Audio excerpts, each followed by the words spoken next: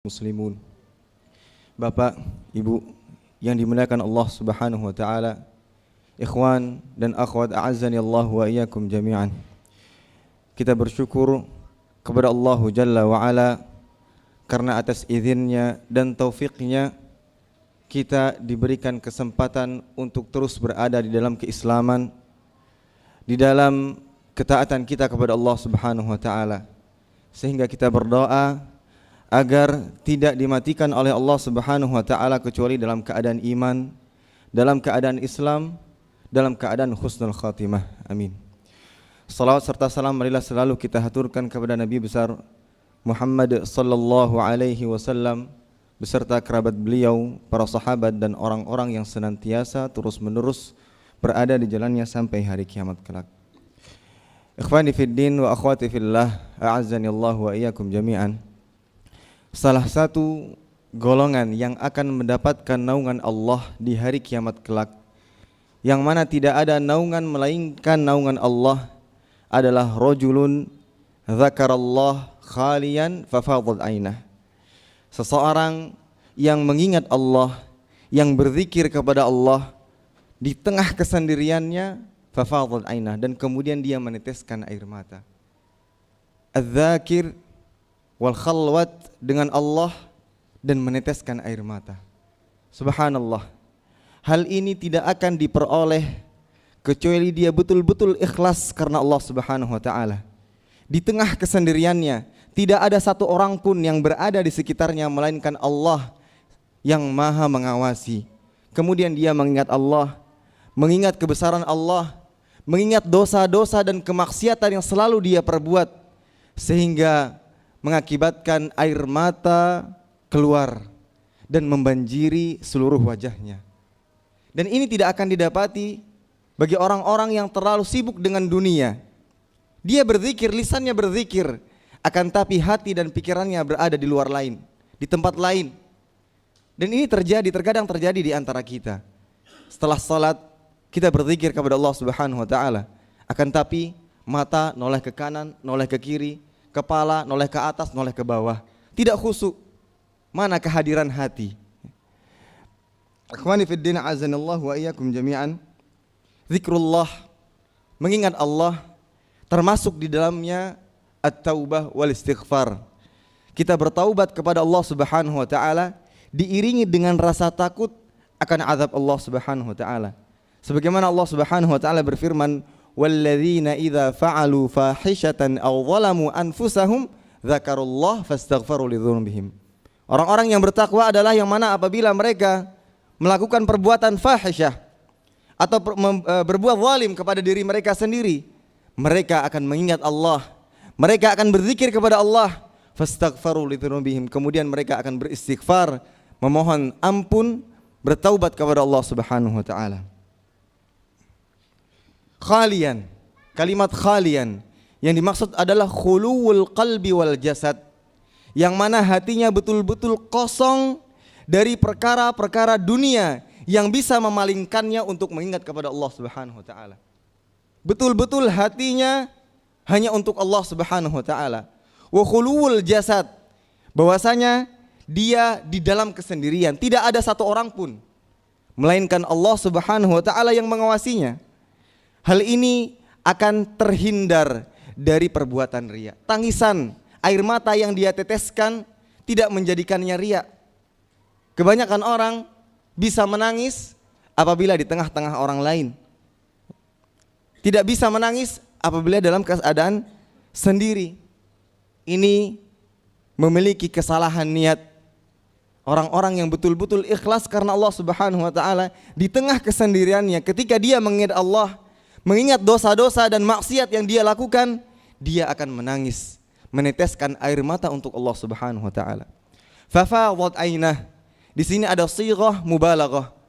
Karena saking khusyuknya hatinya mengingat Allah, mengingat dosa-dosa dan kesalahan yang dia perbuat, maka dia meneteskan air mata yang begitu banyak sampai diibaratkan fafadat ainah, membanjiri seluruh wajahnya.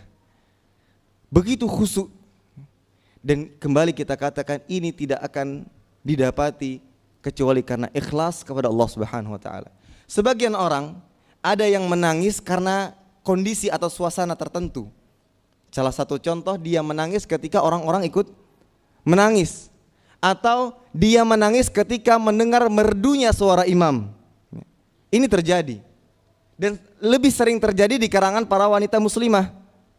Bahkan karena saking seriusnya melihat sinetron, begitu serius akhirnya saking meneteskan air mata yang mengakibatkan mengefek kepada orang-orang sekitar. Tapi tentunya ini bukan akhwat yang sudah mengaji ya. Ini berbeda ya. Akan tetapi memang ini adalah tabiat manusia yang begitu mudah terbawa suasana. Tabiat ini akan menjadi aib kapan? Ketika dia tidak pernah sama sekali meneteskan air matanya untuk Allah Subhanahu wa taala. Begitu mudah menangis karena hal yang lain, akan tapi sama sekali satu tetes pun air mata tidak pernah dia keluarkan untuk Allah Subhanahu wa taala.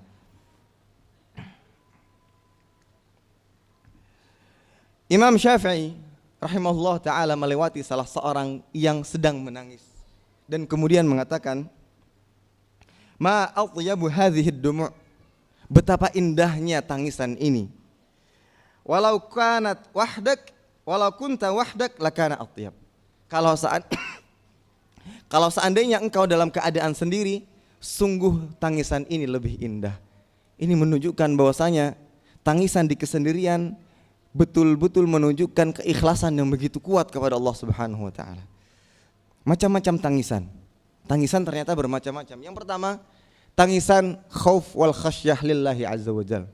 Tangisan takut kepada Allah Subhanahu wa taala, takut mendapatkan azab Allah Subhanahu wa taala. Kemudian bukaur rahmah, tangisan kasih sayang, sebagaimana kasih sayang seorang ibu kepada anak.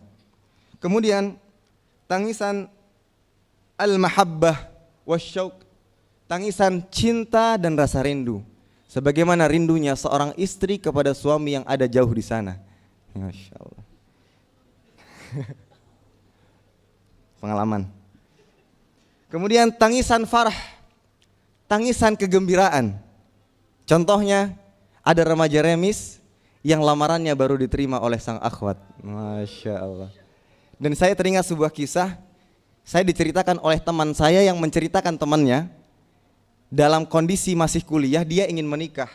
Bukan di Madinah, di Indonesia, kuliah umum. Dia ingin menikah, dia ingin menyempurnakan setengah agamanya. Akan tapi dilarang oleh orang tuanya. Mungkin belum bekerja, tidak punya penghasilan. Tapi dia tidak putus asa begitu saja.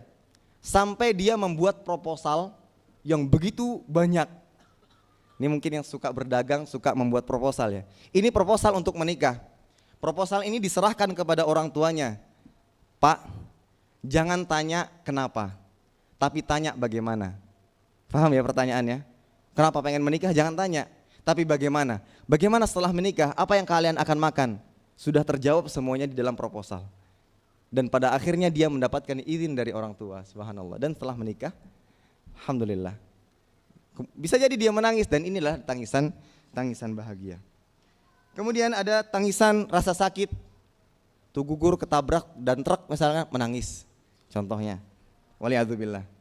Tangisan sedih dengan kejadian atau musibah-musibah yang dia hadapi. Ada tangisan nifak, dan ini yang harus dihindari.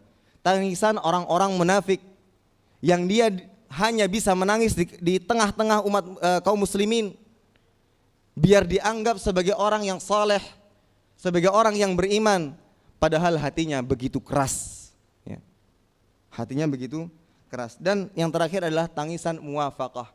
Ini seperti yang kita sebutkan tadi, yang mana karena terbawa suasana, imam membaca begitu merdunya sampai tertangis-tangis.